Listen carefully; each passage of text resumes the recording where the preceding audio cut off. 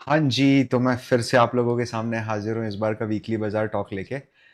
इस particular session में हम 3 मुद्दों के ऊपर बात करेंगे। नंबर 1 हम समझेंगे कि आरबीआई की एनुअल रिपोर्ट जो होती है वो क्या होती है? उसका इंतज़ार आप लोगों को क्यों करना चाहिए? आप उस चीज़ से क्या समझ सकते हो? और ये जो नई एनुअल रिपोर्ट इस बार आई है फॉर फाइनेंशियल ईयर 25, राइट? वो एनुअल रिपोर्ट से हम क्या सीख सकते हैं, क्या समझ सकते हैं, क्या इंटरप्रिटेशन निकाल सकते हैं? नंबर 2 हम समझेंगे कि इस समय बैंक्स की कंडीशंस कैसी चल रही हैं, बैंक का जो इंटरेस्ट मार्जिन होता है, नेट इंटरेस्ट मार्जिन रादर, वो क्या होता है और उसमें एक क्या ट्रेंड आया है, क्या ट्रेंड आता हुआ दिख रहा है। एंड नंबर 3 हम देखेंगे जो अभी recently last week monetary policy committee की मीटिंग हुई है, वो मीटिंग के अंदर जो भी रिजल्ट्स आए हैं, हम उनको डेसिफर करने की कोशिश करेंगे। आपको मैं आसानी से ब्रेक डाउन करके बताऊँगा। तो हम आगे बढ़ें इसके पहले मैं आप लोगों से चाहूँगा कि आप लोग इस वीडियो को लाइक करो प्लीज़, प्लीज़, प्लीज़ एंड हम लोग बिना किसी देरी के फटाफट शुरू करते हैं। Welcome to the valuation school channel. जल्दी से लाइक कर दो यार। देखो यार, आरबीआई का सेंट्रल बैंक जो अपना आरबीआई है that is the central bank of India. India का सेंट्रल बैंक है, ठीक है? वो सेंट्रल बैंक नहीं है, सीबीआई जो एक्चुअल में central bank it is a central bank, federal bank है। ये हर साल रिपोर्ट रिलीज़ करता है अपनी एनुअल रिपोर्ट जिसमें 2 चीज़ें बताता है। नंबर 1 मैंने एज़ एन ऑर्गेनाइज़ेशन इस साल कितना पैसा कमाया एंड नंबर 2 मेरी फाइनेंशियल पोज़ीशन क्या है। तो सर सारे ये तो फिर मतलब सर ये तो नॉर्मल फाइनेंशियल स्टेटमेंट भी तो यही चीज़ बताता है। अगर मैं किसी भी कंपनी की बैलेंस शीट पी&एल देखता हूँ तो एग्ज़ैक्टली यही तो चीज़ बताती है कि उसने पूरे साल में कितना कमाया, वो इनकम स्टेटमेंट बता देता है और बैलेंस शीट बताती है इसकी फाइनेंशियल पोज़ीशन। तो सर क्या आरबीआई की एनुअल रिपोर्ट उसकी बैलेंस शीट पी&एल भी इंक्लूड होती है क्या? हाँ, होती है। क्या सिर्फ बैलेंस शीट पी&एल ही इंक्लूड होती है? नहीं। इनफैक्ट अगर आप देखो तो बैलेंस शीट पी&एल सबसे लास्ट में आता है। इसके अलावा मुझे और क्या-क्या चीज़ें जानने को मिल सकती है? आपको 2 बहुत इंपॉर्टेंट चीज़ें जानने को मिल सकती हैं, as a student of finance. समझना, सबसे पहले आपको कमेंट्री मिलती है आपके देश के रिज़र्व बैंक की on global and domestic economy. Trust me अगर आपने एनुअल रिपोर्ट की ये कमेंट्री पढ़ ली ढंग से, ठीक है? तो आपको साल भर का पूरा ओवरव्यू मिल जाएगा कि अगले 1 साल में क्या लग रहा है, क्या-क्या चीज़ें हो सकती है, क्या नहीं हो सकती है। इसके अलावा रिज़र्व बैंक का जो रूटीन वर्क है, उसके बारे में इन्फॉर्मेशन रहती है, मॉनेटरी पॉलिसी के बारे में इन्फॉर्मेशन है, क्रेडिट डिलीवरी और फाइनेंशियल इंक्लूजन के बारे में इन्फॉर्मेशन है। मतलब कि ज़्यादा से ज़्यादा लोगों को हम इंक्लूड करें, ठीक है? लोन टाइम पे मिले लोगों को, ठीक है? फिर फाइनेंशियल मार्केट के ऊपर इन्फॉर्मेशन है, रेगुलेशन सुपरवाइज करना है, लाइसेंसिंग करनी है, फाइनेंशियल स्टेबिलिटी मेंटेन करके रखनी है, उसके ऊपर इन्फॉर्मेशन है, गवर्नमेंट डेट को मेंटेन मैनेजमेंट के ऊपर इन्फॉर्मेशन है, currency management again the work of RBI, payment settlement system information technology के ऊपर आरबीआई की टीम काम करती है, communication, international relations, research, statistics, right, governance, human resources, last में आता है अकाउंट्स। ये अगर आप देखोगे तो ये रिपोर्ट बहुत ज्यादा इंपॉर्टेंट है। नंबर 1, एक आपको ये समझना पड़ेगा कि इसके अंदर आपको आरबीआई के प्रॉफिट एंड लॉस की जानकारी मिलती है। तो आरबीआई का प्रॉफिट मतलब गवर्नमेंट का रेवेन्यू, सिंपल सी बात है। दूसरा, इस पूरी रिपोर्ट में आपको बहुत ही ज्यादा डिटेल में इंडियन इकोनॉमी के ऊपर बहुत सारे स्टैट्स मिलते हैं, जिसको आप वेरियस रिपोर्ट्स, वेरियस रिसर्च में यूज कर सकते हो। देख भाई, रिसर्च करने के लिए कभी भी कोई चीज़ों को याद करने की ज़रूरत नहीं है, page bye page, dot by dot, है ना? वो तो क्रैमिंग हो जाती है, लेकिन आपको पता तो होना चाहिए कि इतनी सारी पचासों, हज़ारों चीज़ें हैं और यहाँ पर ये चीज़ें मिलती हैं। वो भी पता होगा तो सही टाइम पे you will go and you will take the you will take the data from the right source, right? और यहाँ पर क्या होता है? कमेंट होते हैं आरबीआई की पॉलिसीज़ के, जो मैंने बोला आपको कि ओवरव्यू होते हैं। तो सर आरबीआई पैसा कैसे कमाती है? 3 तरीकों से कमाती है। सबसे पहले 2 आसान तरीके समझ लेते हैं। एक तो आरबीआई इंटरेस्ट की इनकम से पैसा कमाती है। जो आरबीआई दूसरे बैंक्स को लोन पे पैसा देती है, उससे जो पैसा मिलता है आरबीआई को, वो आरबीआई कमाती है, रेपो रेट। दूसरा, आरबीआई जब कहीं इन्वेस्टमेंट करती है, सर क्या आरबीआई भी इन्वेस्टमेंट करती है? क्यों नहीं करती है? बिल्कुल करेगी भाई। तो आरबीआई जब इन्वेस्टमेंट करती है, तो उस इन्वेस्टमेंट के ऊपर जो इंटरेस्ट और डिविडेंड्स होते हैं वो आरबीआई की इनकम बनती है, ठीक है। फिर सर आरबीआई तो करेंसी की सुप्रीम अथॉरिटी है इंडिया में, ठीक है। तो जब वो इंडियन रूपी को मैनेज करती है, इंडियन रूपी के लिए अथॉरिटी है, तो डॉलर की अथॉरिटी भी वही है क्या इंडिया में? हाँ एग्जैक्टली exactly. इंडिया में जितनी भी फॉरेक्स डीलिंग्स होती हैं वो सब आरबीआई करती है। अब आप जहां थॉमस कुक जा रहे हो पैसा चेंज कराने, वो एक आउटलेट है, वो आरबीआई का अथराइज डीलर है, उसको एडी बोलते हैं, अथराइज डीलर, ठीक है, जिसको आरबीआई ने अपॉइंट करा है कि आप कॉमन पब्लिक से जाके फॉरेक्स डीलिंग करो हमारे बिहाफ पे, बस अल्टीमेटली अल्टा पल्टी आरबीआई करेगी, उससे वो पैसा बनाती है। ये दो समझ में आ गया। आप तो ये बताओ सीनियर एज क्या होता है, ध्यान से समझना है इसको। सीनियर एज क्या होता है, स्पेशल है इसलिए मैं अलग से अटेंशन दे रहा हूं।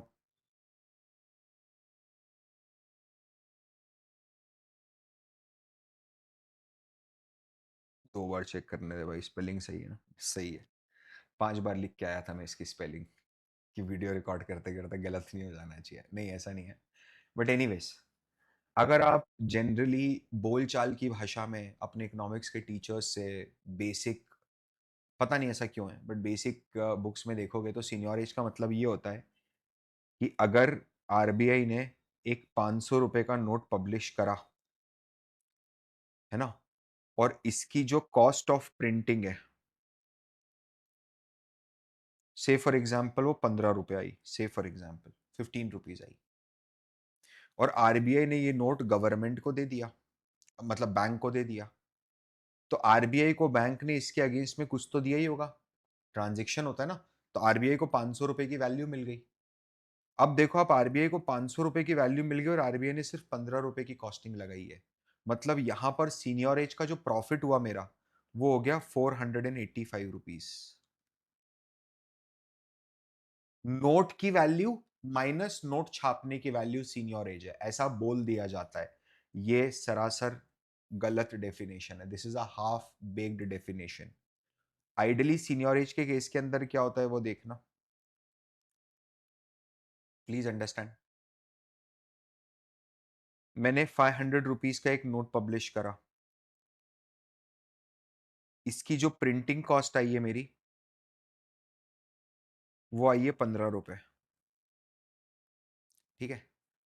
मैंने ये बैंक को दिया, मैंने ये मेरी प्रिंटिंग प्रेस में ही करा है ना, प्रिंट पीछे बैक यार्ड में प्रिंटिंग प्रेस है, मैं एक नोट प्रिंट करके मस्त बैंक को दिया।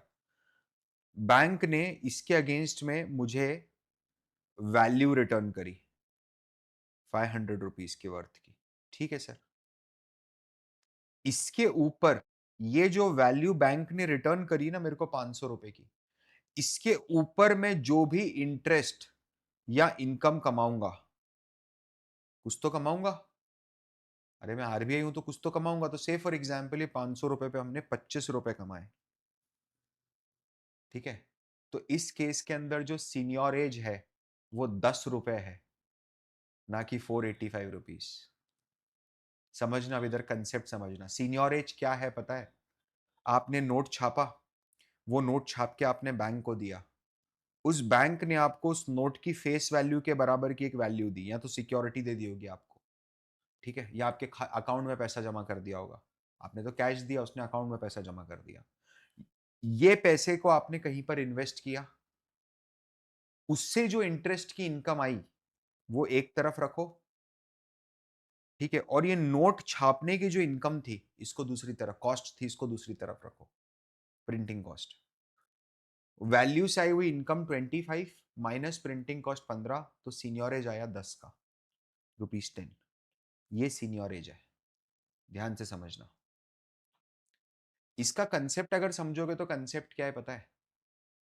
कंसेप्ट ये है कि आरबीआई क्या फ्री में लोन ले सकता है क्या किसी से भी? सोच के देख। मतलब यार, हाँ टेक्निकली तो आरबीआई ने फ्री में ही लोन ले लिया ना। अरे कागज छापा राजा, 15 रुपट्टी का एक कागज छापा आरबीआई ने अपने पिछवाड़े घर के, समझ रहा है, और ये कागज को बाजार में दे दिया तो आरबीआई को 500 रुपए मिल गए लोन पे। समझ रहे हो आप? तो seigniorage is nothing but but the opportunity cost of loan, the free loan which RBI has taken, minus cost of printing, ये सीनियरेज होता है। ठीक है, एग्जैक्टली ये सीनियरेज होता है। आप आरबीआई की वेबसाइट पे जाइए, वेबसाइट पे पढ़िए। अच्छा, एक चीज बताऊं, आरबीआई से रिलेटेड मैं 2011-12 से, जब से मैं बहुत एक्टिवली आर्टिकलशिप में लगा, मतलब आर्टिकलशिप में तो पहले लग गए थे 11 में, 2011 में, 12 ऑनवर्ड्स मैंने आरबीआई के बारे में बहुत ज़्यादा पढ़ना शुरू कर दिया। Every year was reading it, right? Because reason क्या है ना, अपन है मार्केट वाले लोग, मार्केट चलता है फाइनेंशियल मार्केट, उसका रेगुलेटर है आरबीआई। तो वो जो कर रहा है ना, आपको समझ होनी चाहिए मैक्रो इकोनॉमिक्स की बहुत ज़्यादा। ठीक है, नाउ अंडरस्टैंड। तो आरबीआई की वेबसाइट पे आपको जैसे आरबीआई रिलेटेड कोई भी टर्म सर्च करनी है, सीनियर एज ही सर्च करना है, तो आपको क्या लिखना है पता है? आपको सिर्फ गूगल पे जाना है, सीनियर एज लिखना है, प्लस आरबीआई लिख देना। आरबीआई की जो वेबसाइट है, trust me, it is the encyclopedia on its own. अपने आप में इंसाइक्लोपीडिया है वो। इतना मटेरियल है पढ़ने के लिए जिसकी कोई हद नहीं। ठीक है, नाउ अंडरस्टैंड। आरबीआई के खर्चे क्या क्या होते हैं? एक तो प्रिंटिंग का कॉस्ट होता है जी, ठीक है। एम्प्लॉय का cost, grade B officer, grade A officer, governor, deputy governor, director, ठीक है। एजेंसी चार्जेस होते हैं जो आरबीआई बैंक्स को पे करता है, क्योंकि बैंक कुछ फंक्शन परफॉर्म करते हैं सेंट्रल और स्टेट गवर्नमेंट के लिए। जैसे कि आप समझ नहीं रहे हो, आरबीआई तो गवर्नमेंट का बैंक है ना, गवर्नमेंट का बैंकर होता है आरबीआई, लेकिन आरबीआई अकाउंट थोड़ा ना खोल सकता है। तो आरबीआई स्टेट बैंक को बोल देता है कि भाई तू अकाउंट खोल दे मेरे बिहाफ पे, गवर्नमेंट के लिए। तो उसके लिए एजेंसी चार्जेस होते हैं, वो देता है। और एक बहुत इंपॉर्टेंट खर्चा होता है आरबीआई का, कंटिंजेंसी फंड। आरबीआई क्या करता है, हर साल अपनी कमाई में से कुछ पैसा निकाल के एक गुल्लक में डाल के उसको बंद कर देता है, और वो बोलता है जब खराब समय आएगा ना, तब ये गुल्लक खोलूंगा, जब देश के ऊपर संकट आएगा, अरे देश संकट में, वो वाला। ठीक है। अगर हम कंसाइज इनकम स्टेटमेंट देखते हैं, कंसाइज इनकम स्टेटमेंट देखते हैं आरबीआई की, तो ये इनकम है, ये खर्चा है, ये प्रॉफिट है। ठीक है, देखना, ये इनकम है, ये खर्चा है, प्रॉफिट है, करेक्ट। ये ट्रांसफर टू फंड्स है, और ये सरप्लस ट्रांसफर टू गवर्नमेंट है। ठीक है, ये गवर्नमेंट का डिविडेंड है। अब जरा देखना यहाँ पर, ये जो खर्चा है, इसके यहाँ पर आपको एक 6 लिखा हुआ दिख रहा है ऊपर, फुटनोट जैसा। तो नंबर 6 पढ़ लेते हैं आके। तो नंबर 6 बोलता है कि ये जो 64,000 करोड़ के आसपास का जो खर्चा है ना, इसमें से 44,000 करोड़ तो हमने कंटिंजेंसी फंड में ही ट्रांसफर करा है बस। आप समझ रहे हो? मतलब मोर देन 2/3 पैसा आप कंटिंजेंसी फंड में ट्रांसफर कर रहे हो। Now understand this. कितना पैसा आपको कंटिंजेंसी फंड में ट्रांसफर करना है, इसके भी बाय लॉज है, इसके भी नियम बने हुए हैं। पिछले साल तक क्या होता था, आरबीआई की जो बैलेंस शीट का टोटल है, मतलब आरबीआई के पास जो टोटल असेट या टोटल लाइबिलिटीज है, उसका 6.5% या 5.5%, मतलब 5.5 6.5% वो कंटिंजेंसी फंड में ट्रांसफर कर देते। इस बार इस साल से ये रूल अपडेट करा आरबीआई ने, और आरबीआई ने ये बोला कि जो बैलेंस शीट है, जो हमारी टोटल असेट है, उसके 6% में हम प्लस या माइनस 1.5 कर देंगे। मतलब 6% में करा प्लस तो 7.5, और यहां पर करा तो 4.5। समझिए,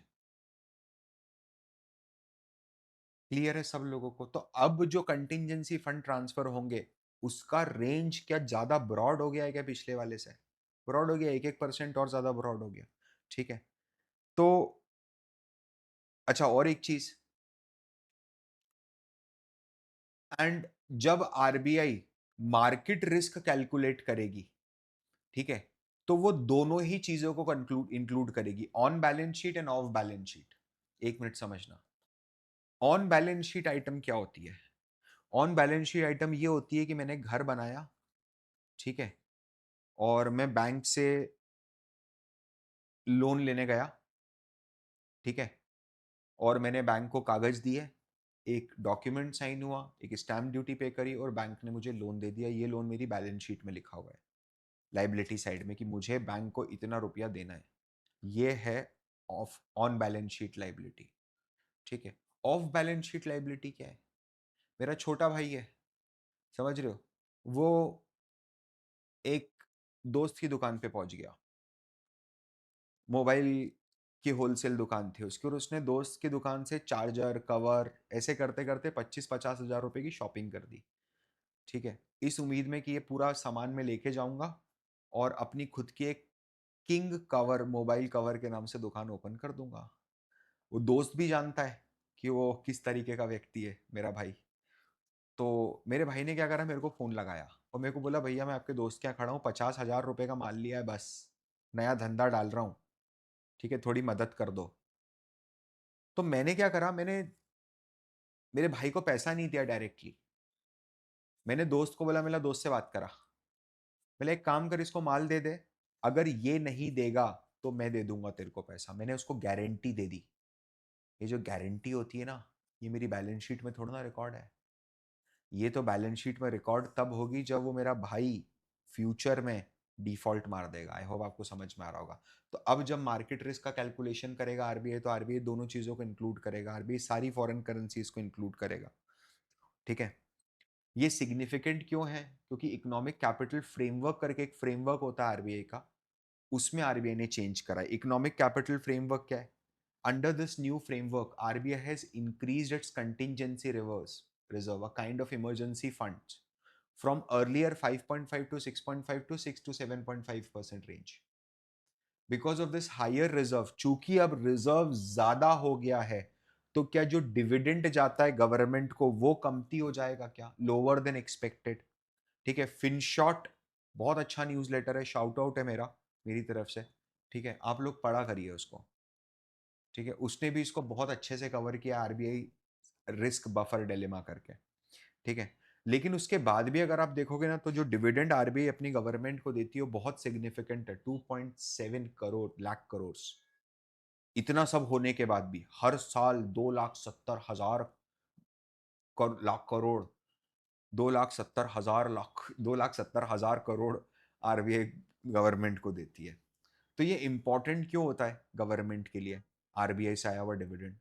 क्योंकि ये गवर्नमेंट की ऐसी इनकम है जो बिना बोरो करे आ जाती है, उसको किसी से उधार नहीं लेना पड़ रहा और हर साल 2.7 लाख करोड़ आ रहा है, या फिर लोगों को टैक्स भी नहीं लगाना पड़ रहा है, ठीक है? तो ये एक अलग से तीसरा सोर्स ऑफ इनकम हो जाता है।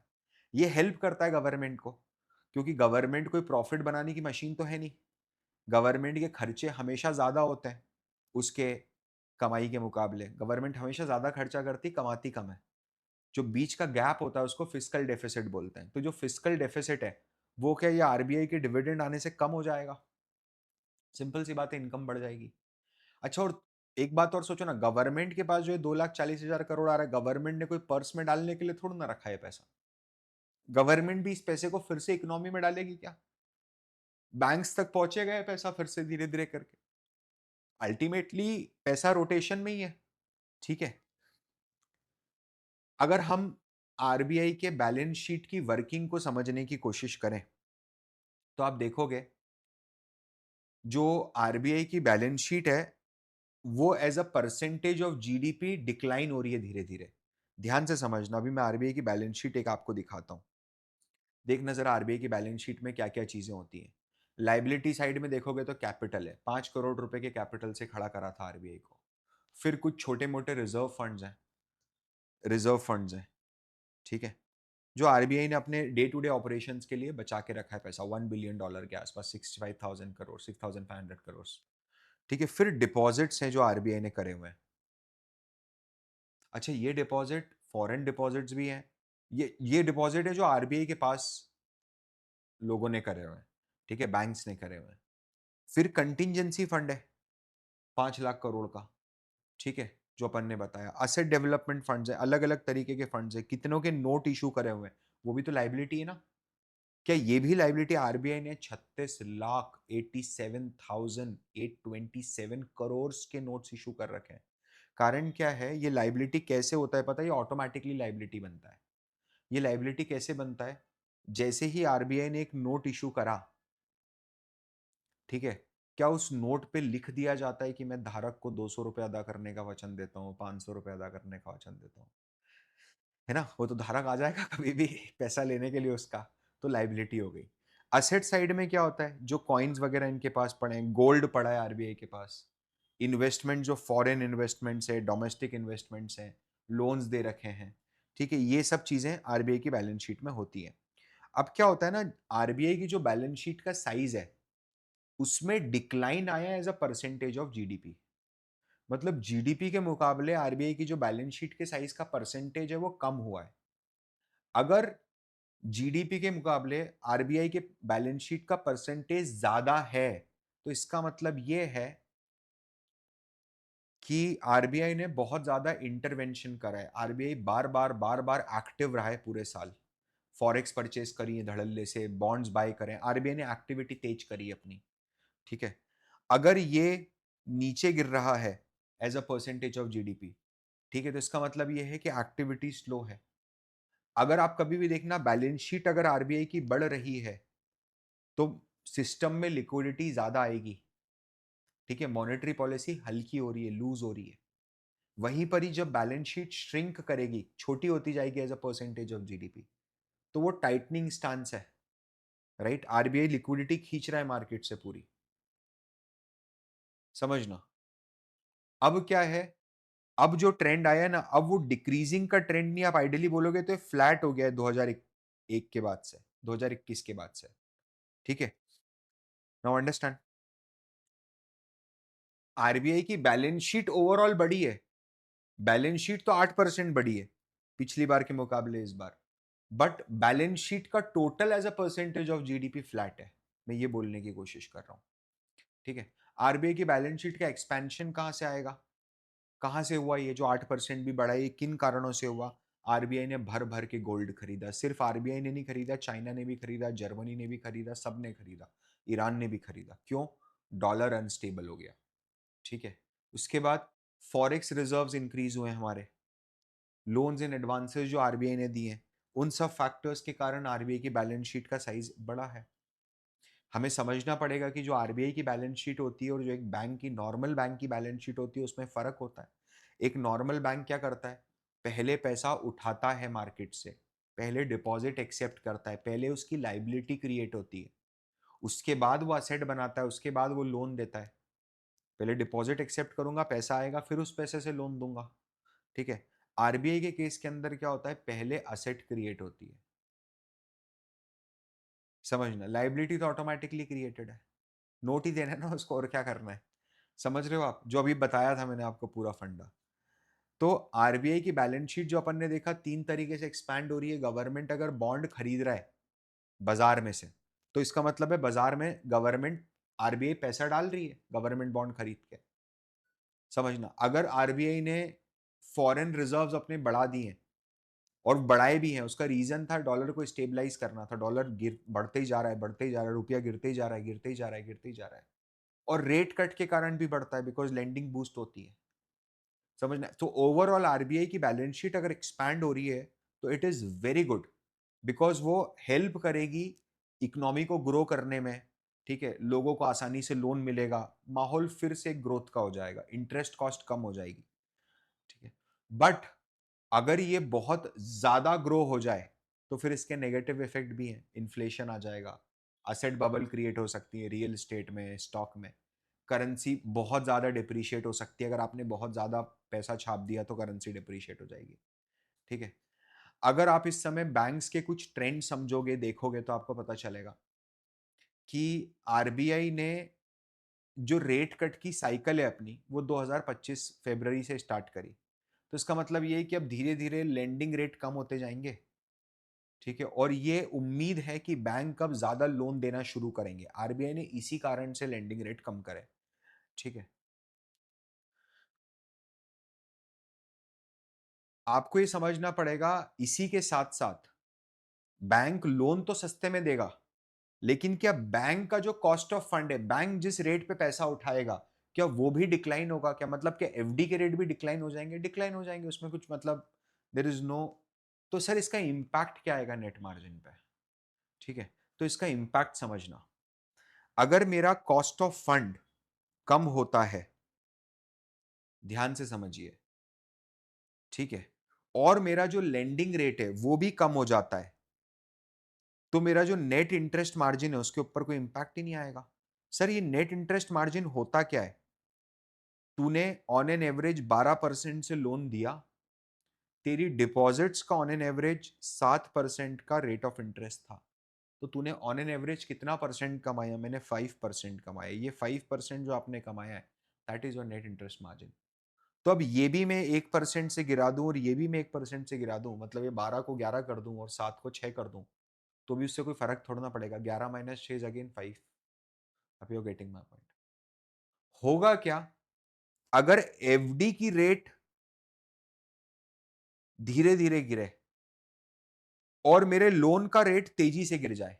मतलब पहले 12 था, 7 था, ठीक है, एफडी का रेट धीरे गिर रहा है, एफडी का रेट अभी 6% ही हुआ है, और लोन का रेट तेजी से गिर गया, 3% गिर के 9% हो गया, तो मेरा क्या मार्जिन डिक्रीज हो जाएगा? कि 5 से 3 हो गया? बिल्कुल डिक्रीज हो जाएगा। उल्टा हो जाए तो मतलब कि जो कॉस्ट ऑफ फंड है ये तेजी से गिर जाए और जो लेंडिंग रेट है वो धीरे धीरे गिरे। समझना, कॉस्ट ऑफ फंड तेजी से गिर जाए और लेंडिंग रेट धीरे धीरे गिरे, तब तब क्या 6% हो गया 5 से बढ़ के, नेट इंटरेस्ट मार्जिन इंक्रीज हो जाएगा। समझ में आया? तो अब इसमें प्रॉब्लम क्या है? तो आप लेंडिंग रेट को समझो। बैंक के, बैंक है ना, फ्लोटिंग रेट के ऊपर लोन देता है। इसका मतलब ये है कि जो लोन आपको मैंने दिया है, इस पे मैं कितना परसेंट ब्याज लूंगा आपसे, ये फिक्स्ड नहीं है आज कि 7% या 8%। It is not fixed, right? ये एक प्रोसेस होगी, उस प्रोसेस के द्वारा डिसाइड करा जाएगा, ठीक है। और ये जो प्रोसेस होगी ये हमें ये भी बताएगी कि वो कौन सा रेट है जिसके नीचे कोई भी बैंक किसी भी दूसरे किसी भी कस्टमर को लोन नहीं दे सकता। समझना, एक तो ये तरीका है। तो होता क्या है, बैंक की प्रोसेस है ना स्लो है। अगर आरबीआई ने रेट कट करा तो वो जनता तक टाइमली नहीं पहुंच पाता। समझना, उसका रीजन बताता हूं। रीजन ये है कि 2016 में आरबी बैंकों ने मिलके एमसीएलआर यू अपना लिया। एमसीएलआर मतलब marginal cost of funding based lending rate.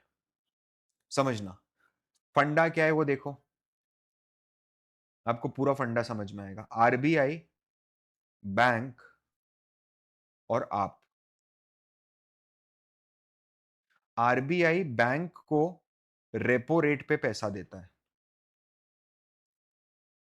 अगर आइडली बैंक भी आपको रेपो रेट पर ही पैसा दे दे तो काम सॉर्ट हो जाएगा, बट फिर बैंक कमाएगा क्या? तो ठीक है, रेपो रेट के ऊपर कुछ 2% एक्स्ट्रा ले लो, चलो 3% ले लो एक्स्ट्रा, कोई प्रॉब्लम नहीं।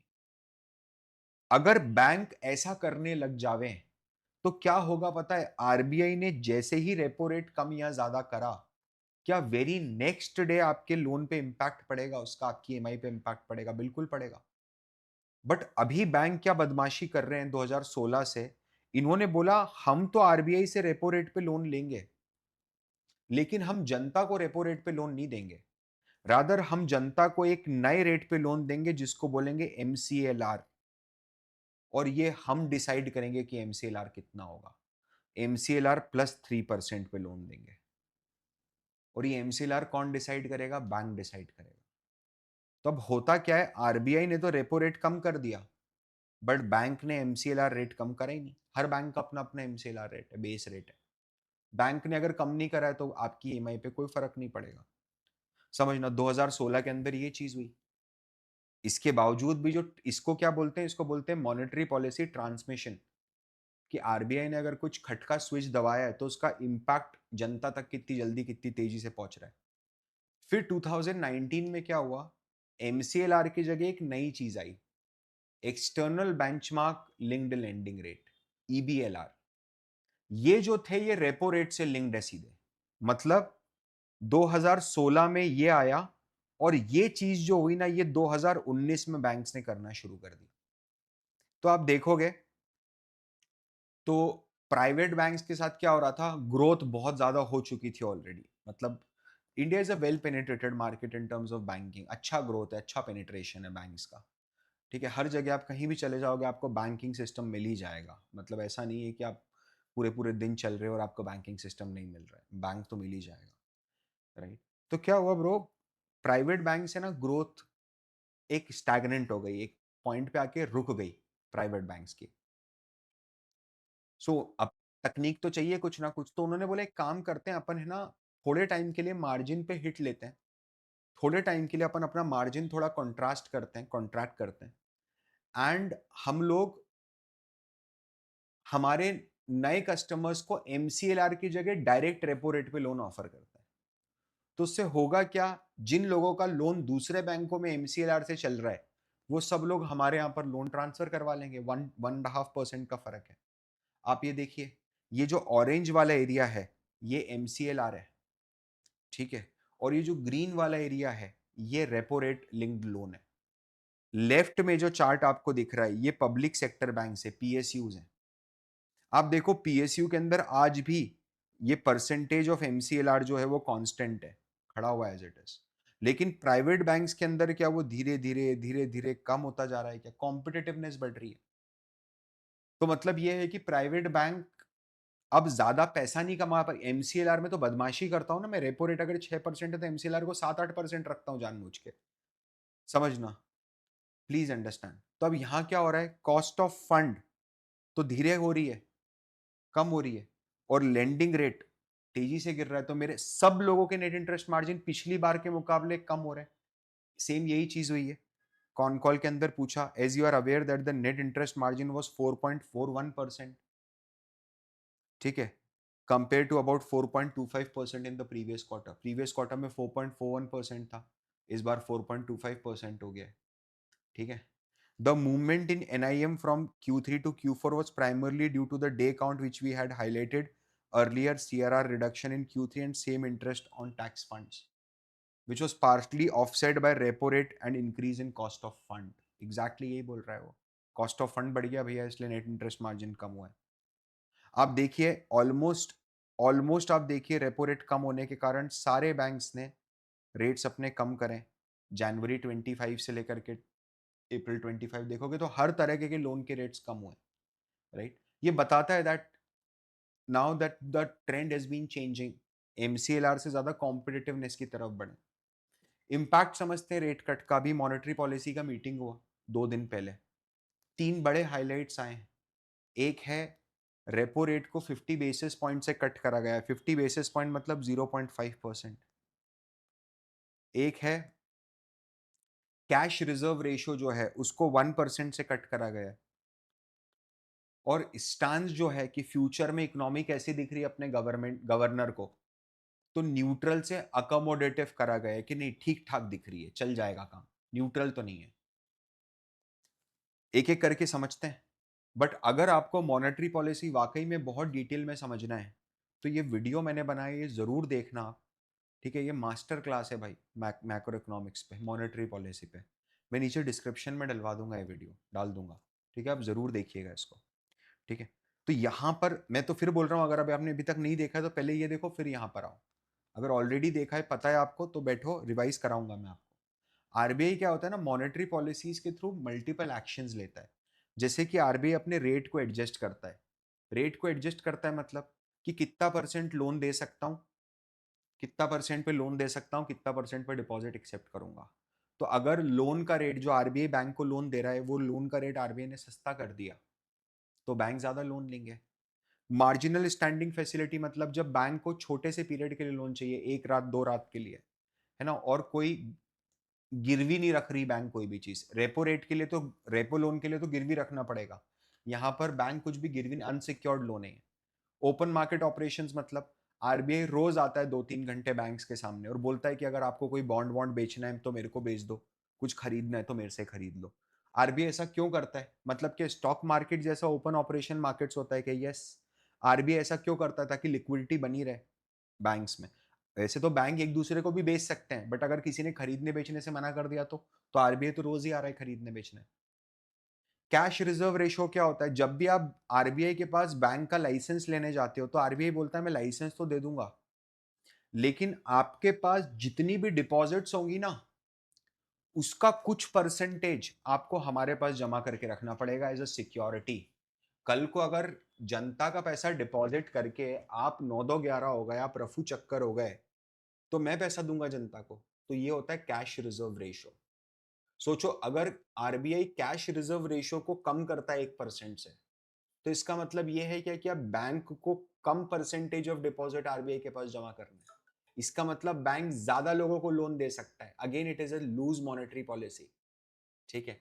फिर एक लास्ट आता है एसएलआर। एसएलआर मतलब स्टैट्यूटरी लिक्विडिटी रेशियो।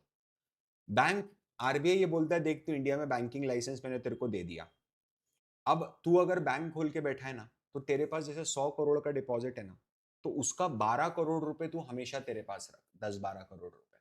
क्यों है हमेशा मेरे पास? इतनी लिक्विडिटी तेरे को मेंटेन करके रखनी पड़ेगी। क्यों मेंटेन करके रखनी पड़ेगी? कभी अगर कल को लाइन लग गई बाहर कस्टमर्स की पैसा निकालने के लिए, तो तू ऐसा नहीं बोल सकता कि मेरे पास पैसा नहीं है ना? हम गारंटी ले रहे हैं क्योंकि तेरे बिहाफ पे। तो नवंबर दिसंबर में जब इन्फ्लेशन थोड़ी कम होना शुरू हुई और ग्लोबली फेड ने सबसे पहले रेट कट करा नवंबर में, सितंबर में, ठीक है, आरबीआई ने रेट कट नहीं करा। आरबीआई का पहला रेट कट आया फरवरी 25 में। ठीक है। दिसंबर से बैंक्स जो थी ना, वो बहुत ज्यादा लिक्विडिटी का डेफिसिट फेस कर रहे थे। लिक्विडिटी नहीं थी बाजार में। ठीक है। जनवरी में पीक हो गई, लिक्विडिटी अवेलेबल ही नहीं बाजार में। ठीक है। लोन ही अवेलेबल नहीं, पैसा ही नहीं है बैंक के पास लोन देने के लिए। अब ऐसे टाइम पर अगर तू रेट कट कर देगा तो उससे कुछ होने थोड़ा ना वाला है। बाजार में लिक्विडिटी नहीं है। हमने इसको बहुत डिटेल में कवर करा है हमारे इंस्टाग्राम पे, इसका भी मैं लिंक डाल दूंगा आपको। ठीक है। तो आरबीआई ने इसको कैसे कम बैक करा लिक्विडिटी से? आरबीआई ने सीआरआर कट करे। ठीक है। समझना, ओपन मार्केट ऑपरेशंस बढ़ाए 2025 से। पिछले कुछ सालों में देखोगे तो इंडिया ने बहुत एक्सट्रीम इन्फ्लेशन देखे हैं, ऊपर नीचे 7% से 3.2%। ठीक है। दिसंबर से इन्फ्लेशन तो बढ़ेगा, बट ऐसा उम्मीद है कि मतलब दिसंबर से इन्फ्लेशन कम होना शुरू हुआ और 3.16 का एक लो बनाया उसने अप्रैल के अंदर। 6 साल का लो हिट करा है। ठीक है। High inflation definitely not good for economy. Low inflation क्यों? High inflation not good for economy, लोग कंज्यूम नहीं करेंगे। लो इन्फ्लेशन तो सर, लो इन्फ्लेशन तो अच्छा है, चीजों के रेट कम ज्यादा बढ़ेंगे नहीं। नहीं, वो भी खराब है इकोनॉमी के लिए, ग्रोथ नहीं आएगी। Moderate inflation is very good. अच्छी पॉलिसी है, मॉडरेट पॉलिसी है, बना के रखो। ठीक है। तो अगले 9 महीने जो हैं वो गोल्डन पीरियड है इन्फ्लेशन का। यहाँ से फिर इन्फ्लेशन बढ़ना शुरू हो जाएगी, अभी कम है। ठीक है, साइकिल है यार। ठीक है। ये इनाम होल्डिंग्स के श्रीधर शिवराम सर है, उनका स्टेटमेंट है। ठीक है। और इतने टाइम के बाद Q4 FY25 में फाइनली 7.4% का एक जीडीपी ग्रोथ देखने को मिला है। ठीक है। और जीडीपी का नंबर भी अगर आप देखोगे तो आरबीआई ने तो 6.5% के आसपास रखा है कि जीडीपी हमारी 6.5% से ग्रो होगी। अगर हम इन सब चीज़ों को एक साथ देखें तो इन्फ्लेशन इस समय सबसे लोएस्ट पर है। ठीक है। सिस्टम में लिक्विडिटी है, जीडीपी पॉजिटिव शाइन शो कर रही है। तो आरबीआई गवर्नर ने भी बोला कि एकदम लोहा गर्म है, तुरंत हथौड़ा मारो। और उन्होंने क्या करा, जेपीसी की मीटिंग के अंदर रेपो रेट को और कट कर दिया कि चलो ठीक है, लेंडिंग और बूस्ट करो। सीआरआर को बोले हम 1% से और कट करेंगे ताकि लिक्विडिटी बनी रहे। पैसा होगा तो लेंडिंग होगी ना। ठीक है।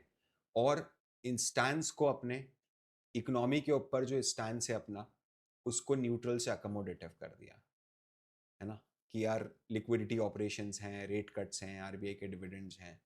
ठीक है। काफ़ी सारी चीज़ें हैं जो आरबीआई ने दी है। ठीक है। अब गवर्नमेंट के लिए टाइम है कि आरबीआई तो पूरी तरीके से तैयार है। आरबीआई तो ग्रोथ का पुश दे रहा है इकोनॉमी के अंदर। यहाँ पर जीडीपी में इतना सब हो गया, इंडिया पाक कॉन्फ्लिक्ट हो गया उसके बाद। अब गवर्नमेंट को चाहिए कि जो केपेक्स अनाउंस हुआ था बजट में, एटलीस्ट वो इन लाइन चले। ठीक है।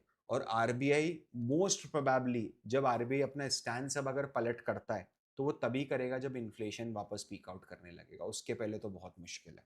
ठीक है, आई होप यार आपको समझ में आया होगा। आई नो कई चीज़ें होंगी ऐसी जो आपको बहुत ज़्यादा 100% क्लियर नहीं होंगी, इसलिए मैं बोल रहा हूँ पहले आप मॉनेटरी पॉलिसी वाला वीडियो देखिएगा, उसके बाद ये वीडियो देखिए। अच्छा मुझे एक बात बताओ, अगर आप वाकई में किसी पर्टिकुलर सवाल का जवाब मुझसे चाह रहे हो कि मैं रील्स के थ्रू आपको जवाब दूँ, करियर रिलेटेड क्वेश्चन हो सकता है, कोई ऐसा क्वेश्चन है जो आपको परेशान कर रहा है, तो आप यहाँ पर कमेंट में लिख सकते हो। मैं ये लास्ट में इसीलिए बता रहा हूँ क्योंकि मैं कोशिश करूँगा कि जो लोग पूरा 40 मिनट्स तक देख रहे हैं, अगर वो कोई क्वेश्चन पूछते हैं, ठीक है, तो I will definitely gonna answer them on priority. ठीक है, चलिए जी, thank you so much for joining in, and मैं आपसे फिर मिलता हूँ अगले संडे। तब तक के लिए this is Parth Verma signing of.